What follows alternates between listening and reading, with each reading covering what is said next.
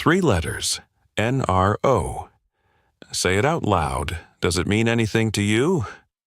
If you're like most people, and most people include senators, journalists, foreign intelligence officers, it means nothing. A random sequence. Corporate jargon, maybe. A medical acronym, something forgettable. That's not an accident.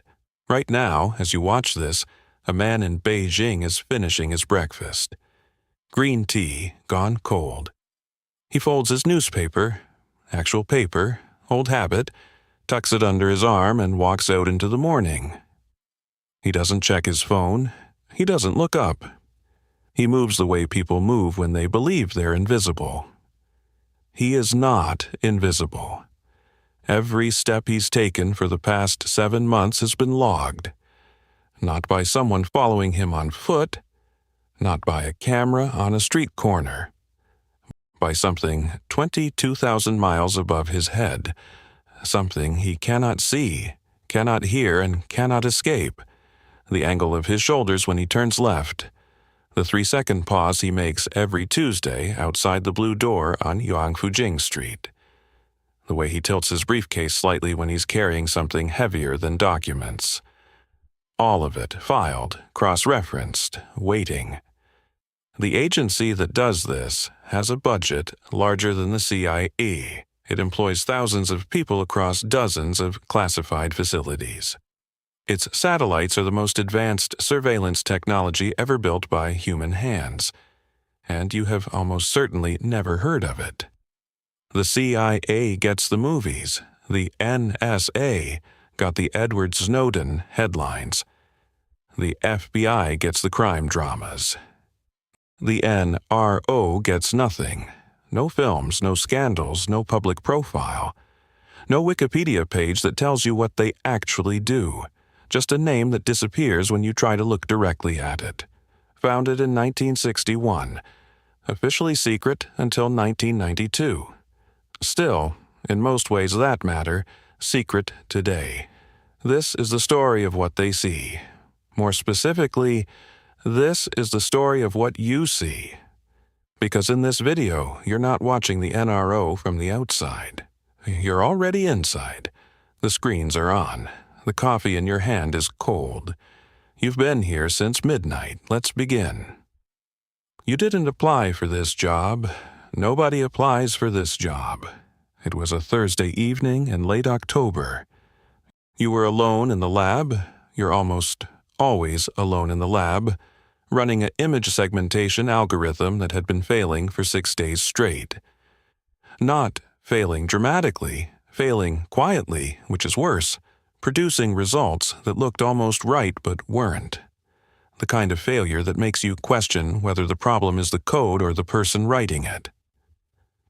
The door opened without a knock. Your professor, a man who had never once visited the lab after 5 p.m. in 3 years, walked in, set a single sheet of paper on the desk beside your keyboard, and left without saying a word.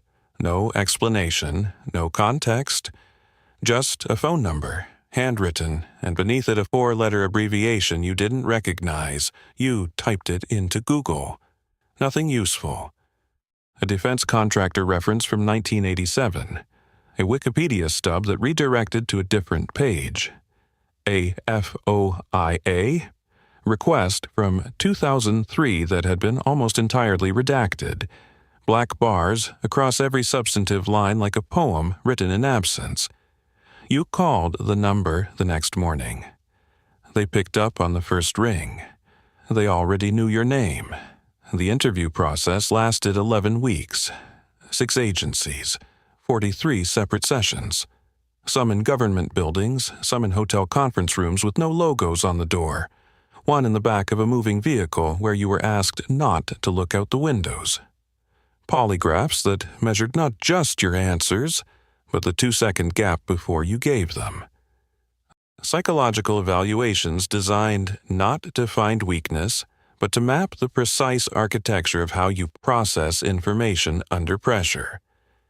They talked to your college roommate, your high school track coach, a girl you dated for 3 weeks freshman year and hadn't spoken to since. And at the end of it all, 11 weeks, 43 sessions, background checks that reached back to your kindergarten attendance record, one interviewer, the last one, leaned across the table and asked you a question that none of the others had asked. Not, can you keep a secret? Not, are you loyal? He asked, can you watch someone die from a distance in silence, knowing it was necessary, and then go home and make dinner? You said yes, you meant it. You had no idea what yes actually cost. The first thing they teach you is not how to use the technology. The technology comes later. The technology is the easy part. The first thing they teach you is how to look, not observe, not monitor.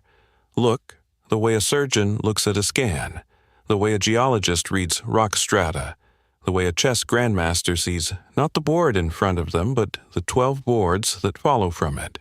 You are being trained to extract truth from images the way a translator extracts meaning from a language nobody taught them. Week 2. A single photograph appears on your screen. A village. Middle East somewhere. They don't tell you where. Low concrete buildings, a central square, a water tower painted blue. Afternoon light, long shadows. Nothing obviously wrong. No smoke, no vehicles out of place. No visible damage to any structure. Your instructor stands behind you and says 4 words. What isn't there?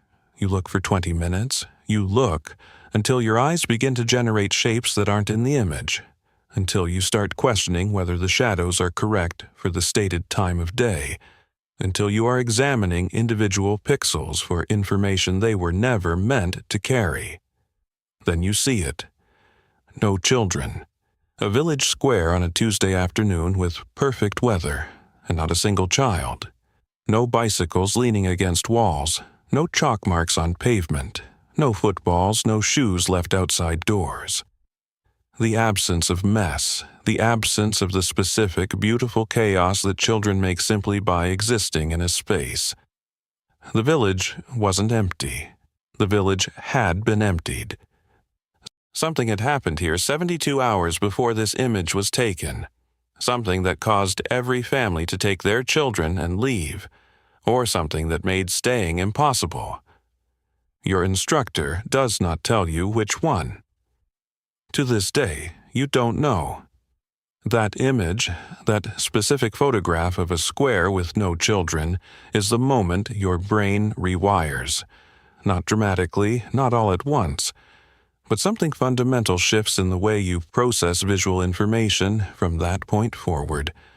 The world stops being a collection of things that are present and becomes a map of things that are absent, displaced, wrong, missing, moved.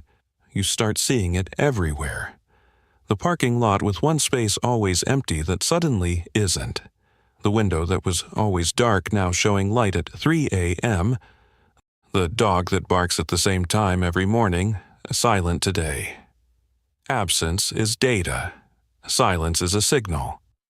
Everything that isn't there is telling you something. You just have to be trained enough and patient enough to listen. There is a door on the basement level of your facility that your keycard does not open. You have worked here for 3 years. You have a top secret /AIS CE clearance. Sensitive compartmented information. The baseline for everyone in the building, including the woman who checks badges at the front entrance and the technician who fixes the coffee machines on floor 2. You have passed every review, every psychological evaluation, every annual polygraph. Your file is clean in ways that most people's files are not. And still, that door, you asked about it once. Early on, before you understood that certain questions mark you more than the answers ever could. Your supervisor looked at you the way a chess player looks at someone who's just asked why pawns can't move backwards. Not unkind, just tired. You'll know when you need to know, he said. And that was the end of it. This is the architecture of the NRO that nobody outside it understands, and most people inside it understand only partially. It is not one agency, it is a series of concentric rings, each one smaller, each one darker, each one containing people who know things the ring outside them does not. Your clearance gives you access to one ring. Inside that ring, there are programs with code names you will never see in any official document. Inside those programs, there are capabilities that are not discussed, not in briefings, not in memos, not in the classified internal communications that are themselves classified. Some satellites exist that the CIA does not know about. Read that again. Not that the CIA can't access them. Not that the CIA isn't authorized. The CIA does not know they exist. The NSA does not know they exist. Their imagery goes to perhaps 30 people in the entire United States government, and that number may be generous. One morning, 3 years into your tenure, you arrive at your workstation to find the desk beside yours cleared out, completely. Monitor gone, personal items gone, the photograph of a dog that your colleague kept taped to the side of his screen. Gone. No email, no announcement, no goodbye, you never see him again. You never ask what happened. Because by that point you have learned the most important skill this place teaches, a skill they never put in any training manual. You have learned which questions to stop asking. 2 years in, they give you access to the high-resolution feeds. Nobody prepares you for what that actually means. You've been working with standard imagery. Good imagery, better than anything commercially available, better than anything most governments on Earth possess. You thought you understood what the satellites could see. You had a mental model. A reasonable one. Your mental model was wrong. The first time you pull up a level 4 feed, you are looking at a residential neighborhood in Tehran. Standard surveillance rotation. The area sits within the monitoring radius of 3 separate targets you've been tracking for months. Routine, background, the kind of imagery you log and file without giving it much thought. Except this time, you zoom in. And you see her. A woman, maybe 60, on a rooftop terrace 3 blocks outside your target zone. She's laying a tablecloth across a small table. White cloth, blue embroidered border. She's moving slowly, the way people move when they're doing something pleasant and they're in no hurry. She smooths the edge of the cloth twice with the back of her hand. She looks up at the sky, not at you, she has no idea you exist. And she smiles at something. The weather, maybe. The morning. The simple fact of a table about to be set for someone she loves. You can see the color of her nail polish. Burgundy. Chipped slightly on the left thumb. You are not authorized to be looking at her. She is not a target, not a person of interest, not connected to anything in your file. She is a woman having a quiet morning on her own rooftop, in her own city, in her own life. But she exists inside your surveillance radius. And your camera does not distinguish between the people it's supposed to see and the people it happens to see. It sees everything with identical, perfect, indifferent clarity. You close the feed. You sit with that for a moment. Then you open it again, because it's your job, and you log the imagery, and you move on. But something has changed, something small and permanent.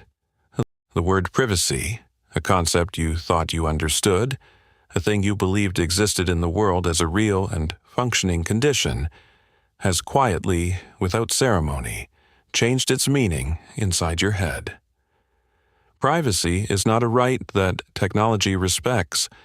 Privacy is simply the gap between what can be seen and what someone has chosen to look at. That gap is closing. You are the reason it is closing. You log the footage, you make coffee. You do not think about the woman with the burgundy nail polish. Not during the shift, anyway. Let me tell you how it ends first. 8 months. roughly 12,000 hours of archived footage across 41 satellite passes, 117 analyst hours logged specifically to this target. And the break, when it finally came, did not come from a signals intercept or a human asset or a tip from a partner agency. It came from the way a man tilted his head. Now let me tell you how you got there. His code name was Cardinal, mid-level operational commander, wanted in connection with attacks across 3 countries, believed to be coordinating logistics for a network that moved money, weapons, and people across borders that were supposed to stop all 3. Careful. Genuinely, professionally careful, in a way that most targets are not. He used no phone, no email, no digital footprint of any kind that signals intelligence could grip. He never slept in the same location twice. He never used the same vehicle 2 days running. He traveled with 2 men who dressed identically to him, same build, same gait, deliberately trained to move like him at distance. For the first 4 months, you lose him completely every 48 hours. You find him again, you lose him again. Find, lose, lose. A rhythm that begins to feel less like surveillance and more like a conversation with someone who knows you're listening. Month 5. You stop tracking Cardinal directly and start tracking the people around him. His couriers, his security detail, the woman who appears in the background of 3 separate pieces of archived imagery, always within 200 meters of a confirmed sighting, never close enough to be identified. You build a map not of one man but of an entire ecosystem, the human infrastructure that a careful person requires in order to remain careful. Month 6 is when you notice it. You are reviewing footage from a confirmed sighting. Cardinal, crossing an open courtyard, head down, moving quickly toward a vehicle. Standard review. You've watched this clip 11 times, and on the 12th time, for no reason you can consciously explain, you watch his head instead of his feet. Every other person crossing that courtyard glances upward at some point. It's instinct. Open sky above you, you look up. Cardinal never looks up, except there, frame 2847, a half second. His head moves left, tilts approximately 15 degrees toward the sky, then corrects immediately. Deliberate suppression of a natural reflex. He's been trained not to look up, which means he knows on some level that looking up is dangerous, which means he knows something is up there. You go back through every archived sighting, every confirmed frame. You find the same micro movement in 6 of them. Always left. Yea, always 15 degrees, always immediately corrected. It's not much, but patterns don't need to be large to be real. 3 weeks later, you find him. Not because he made a mistake. Because his body remembered something his training tried to make it forget. The authorization comes down on a Wednesday. Not dramatically, not with a phone call from someone important or a classified memo stamped in red. It arrives as 2 letters in a field on your operational interface that previously read, pending. It now reads, execute. You have been in this industry long enough to understand precisely what that word means and precisely what it does not mean. It does not mean you pull a trigger. It does not mean you launch anything. It does not mean you will ever meet the people who do those things or know their names or sit in the same room with them. The kill chain is long by design, long enough that no single person holds the full weight of what happens at the end of it. You hold a different weight. You hold the light. The operation runs at 2:14 a.m. local time. Your feed shows the compound from 2 angles simultaneously. Satellite overhead, drone at oblique. The site is quiet. 3 guards on the northern perimeter, rotating on a 90-minute cycle that you mapped across 11 days of continuous monitoring. A light on in the main building, same light that's been on every night this week. Heat signatures concentrated in the eastern room. 4 individuals, stationary, consistent with sleep. One of them is cardinal. You confirmed his presence 40 minutes ago. Gate analysis on the courtyard footage from 11 p.m. 15-degree leftward tilt, frame 847. It's him.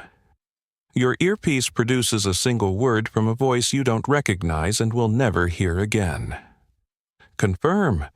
Your voice is steady, professional. You have practiced being steady. You confirm. 4 seconds of silence. Then the feed changes. You don't see a missile. You see what a missile does. A sudden bloom of white across the infrared display. Heat expanding outward in a shape that is almost beautiful if you don't think about what's generating it. The eastern wall of the building is gone. The heat signatures that were stationary are now differently stationary. You switch to damage assessment. High resolution.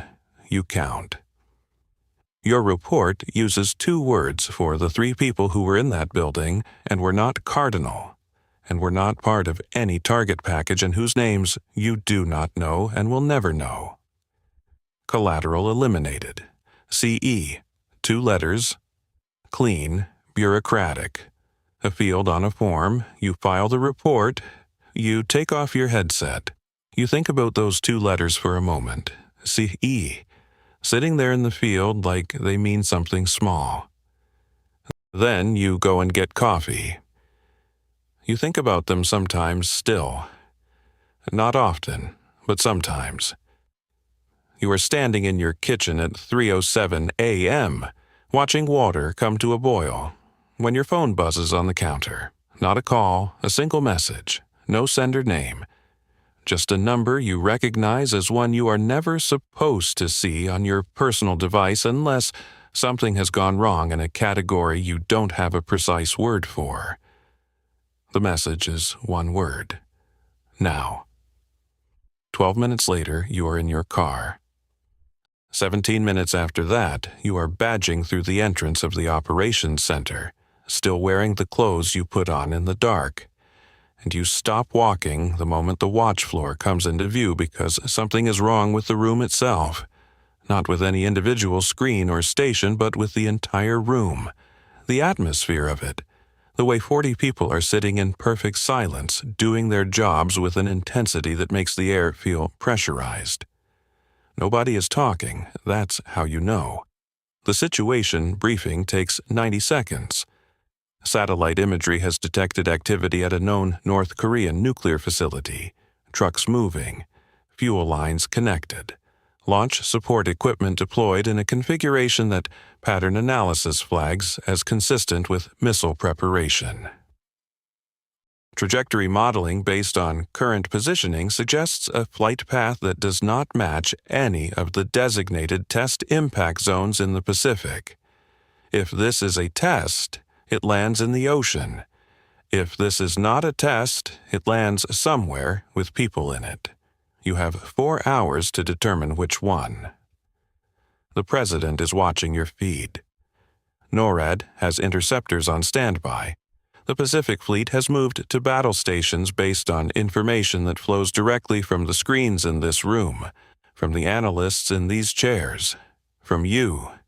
No pressure. For 90 minutes, you find nothing that resolves the question. The imagery is consistent with either interpretation.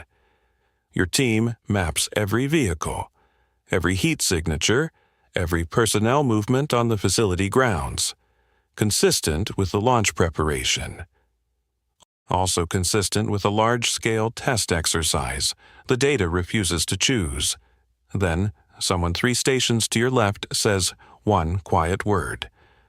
Wait. A single vehicle. A Jeep. Military specification moving away from the facility on an access road that leads northeast into the mountains. Moving away from the launch site. Away from the action, not toward it. You pull up the historical archive. Every recorded vehicle movement from this facility across the past 4 years, you are looking for this specific vehicle, This specific road, this specific direction. You find it 3 years ago. Different Jeep, same road, same direction, same time of night. 2 hours before a missile test. It was the logistics team. Driving to a mountain bunker to set up viewing equipment, cameras, communications, recording systems for Kim's generals to watch the launch. Not evacuating, preparing to watch a show. You make the call, test, high confidence. The report moves up the chain in 4 minutes. Watch Florida director. Director to CIA. CIA to the Situation Room. Somewhere in Washington, a decision is unmade. Interceptors stood down. A response that would have required a response stood back from the edge. 2 hours later, a missile launches, arcs across the Sea of Japan, and lands exactly where you said it would.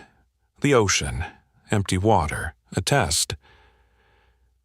You drive home in the early morning, the city still dark around you, and you sit at a red light and look at the cars beginning to appear on the streets. Early commuters, delivery trucks, a woman walking a dog, and you think about what they are doing right now, which is living their lives in a world that came very close tonight to becoming a different kind of world. They don't know. They will never know. You're not entirely sure you saved anything. Maybe the president would have made the right call regardless. Maybe the interceptors would have stood down anyway. Maybe the chain of decisions that runs from your screen to the Situation Room is more redundant than you're trained to believe. But maybe not. You drive home. You don't sleep. You stare at the ceiling and trace the trajectory line you memorized from the display. The arc of a missile over dark water, until the room fills with morning light. There is an image you have never filed a report about. Not because it wasn't significant. Because it was too significant in a way that no reporting format has a field for. A way that exists entirely outside the vocabulary of operational intelligence. It was a schoolyard, somewhere in sub-Saharan Africa, a country whose name you are not going to say because the name doesn't matter and because saying it would make this feel like history when it is not history. It is something that happened while you were sitting in an air-conditioned room drinking bad coffee, and it is still happening to the families who are left. Standard surveillance rotation. Ethnic tensions in the region had been escalating for weeks. You'd been filing imagery reports, flagging movement patterns, documenting the slow, terrible momentum of something building toward a point of no return. Your reports were read, acknowledged, passed up the chain. Then, one morning, the satellite passes over a primary school, and you see them. 200 backpacks, lined up along the exterior wall of the main building with a neatness that makes no sense. Children don't line up their backpacks like that. Not voluntarily, not with that kind of uniformity. Small backpacks, colored ones. The resolution is good enough that you can see a cartoon character on one of them. Something bright yellow? No children. Just the backpacks, yet you zoom out. The schoolyard is empty. The surrounding streets are empty in the specific way that streets become empty when people have not left but been removed.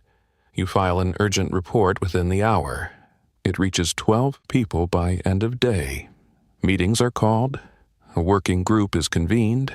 Memos circulate for 72 hours with the slow, careful momentum of institutions that were not designed for speed. Nothing happens in time. You continue watching. That image, 200 small backpacks in a row, one of them yellow with a cartoon character you couldn't quite identify at that resolution, never leaves you. It sits somewhere behind your eyes at a depth that sleep doesn't reach. You carry it into your personal life the way you carry everything from this job.